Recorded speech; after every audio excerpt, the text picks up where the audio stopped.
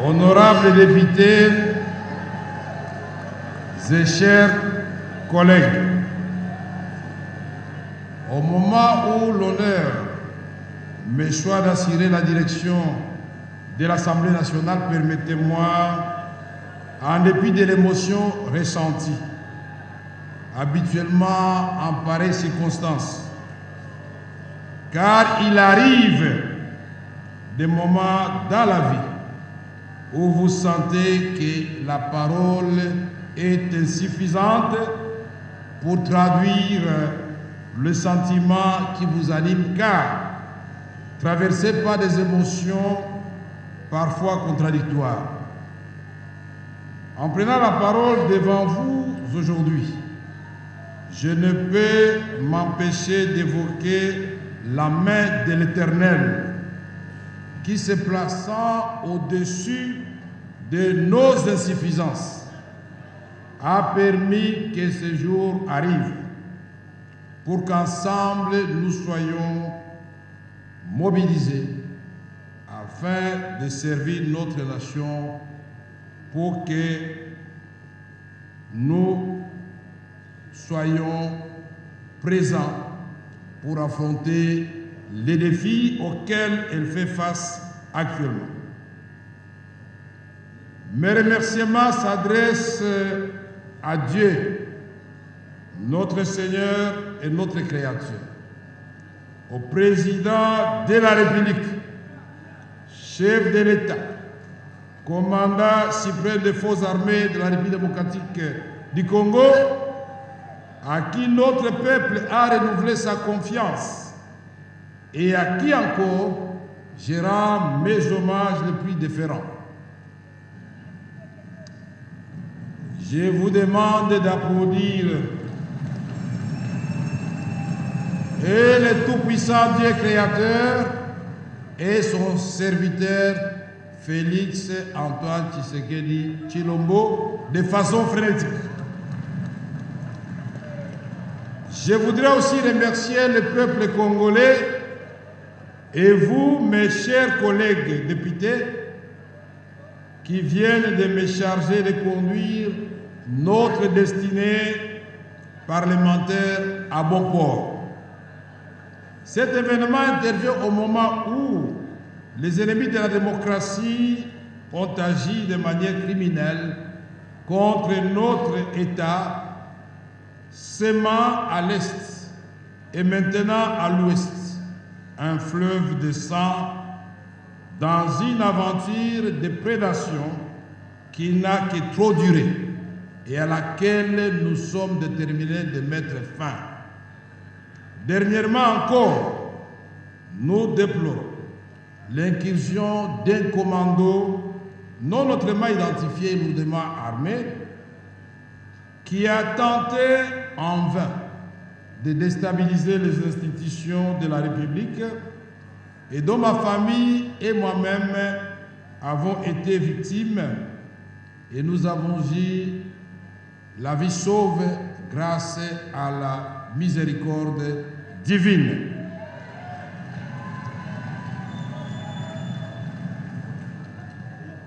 Le psalmiste le dit bien: celui qui demeure sous l'abri du Très-Haut repose à l'ombre du Tout-Puissant. J'ai dit l'Éternel, mon refuge, et ma demeure, mon Dieu, en qui je me confie. Psaume 91. Et je vous recommande aussi le psaume 23. J'ai conscience que le moment n'est pas approprié pour évoquer cette question capitale de l'insécurité à l'Est, aggravée dans cette partie, et à l'Ouest,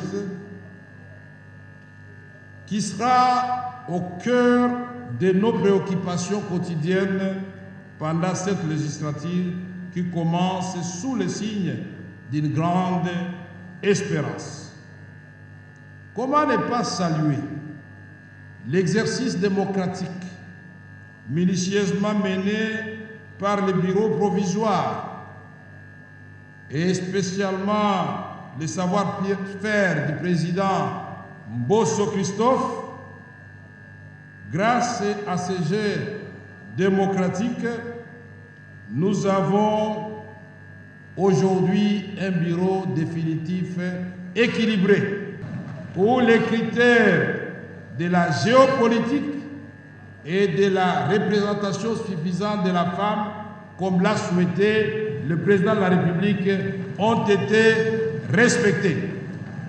Je dirais que c'est pour la première fois dans l'histoire parlementaire de notre pays où le président de l'Assemblée nationale, naturellement, qui tient le marteau apparaît comme l'arbitre, à 3 femmes et 3 hommes, à tous les âges, les jeunes et les sages. C'est extraordinaire. Je dirais que j'ai beaucoup de chance de vivre ce moment de l'histoire. Honorables députés, nous devons afficher l'unité. Et cette unité ne peut se refaire là où elle a été fusillée que par la reconquête de la dignité et de l'honneur, de la noblesse qui accompagne le travail parlementaire.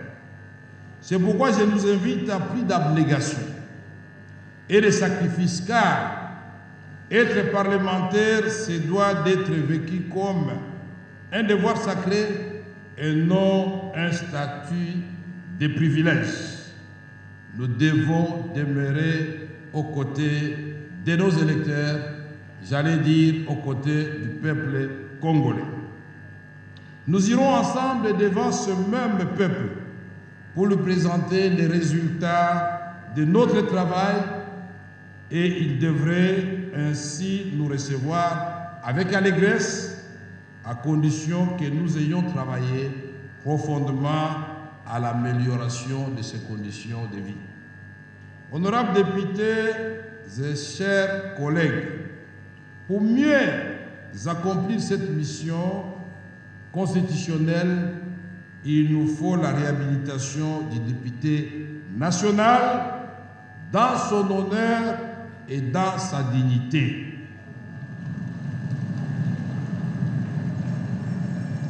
Les députés, en tant qu'élus du peuple, méritent respect et considération.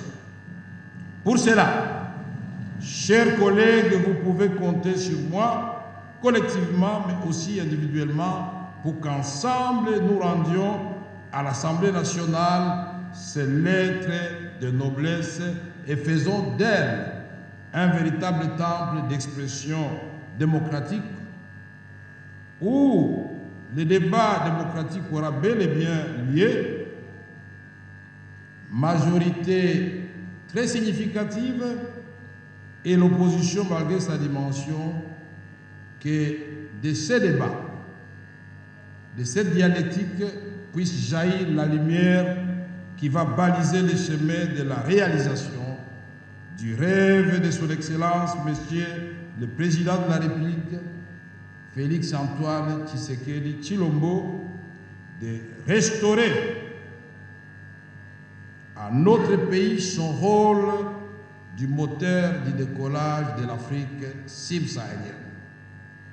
Honorables députés, chers collègues, nous allons ensemble, dans l'union des intelligences, transformer ce qui apparaît actuellement comme une malédiction de nos ressources naturelles en un véritable atout qui va placer la RDC, la République démocratique du Congo, au cœur de la transition énergétique à laquelle l'humanité est contrainte suite aux effets néfastes du changement climatique.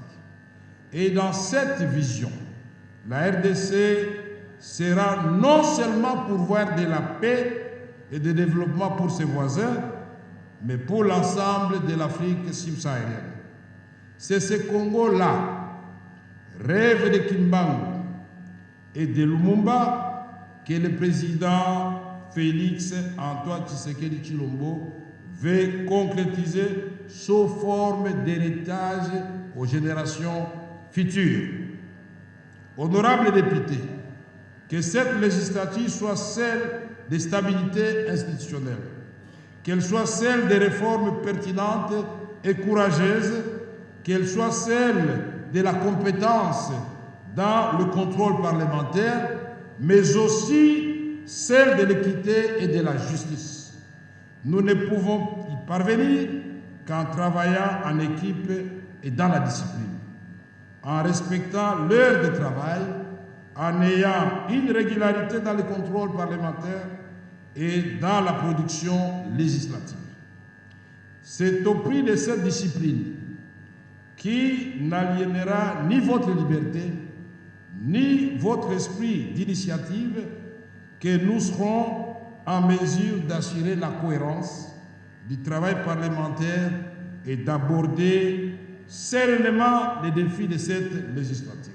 Honorables députés et chers collègues, je voudrais évoquer ici les questions de la diplomatie parlementaire. Les honorables députés devront s'impliquer non seulement dans les questions de coopération régionale et internationale, mais également des questions qui concernent le retour de la paix à l'est de notre pays. Personne n'ignore que la République démocratique du Congo fait face actuellement à une agression féroce dans sa partie est causée par le Rwanda et l'Ouganda. Pour cela, je voudrais vous demander de bien vouloir vous lever pour observer 1 minute de silence en mémoire de tous les morts à l'est du pays, et spécialement ceux qui ont été touchés par les obus lancés par M23 dans le cas des déplacés civils à Mugunga dans les encablures de Goma.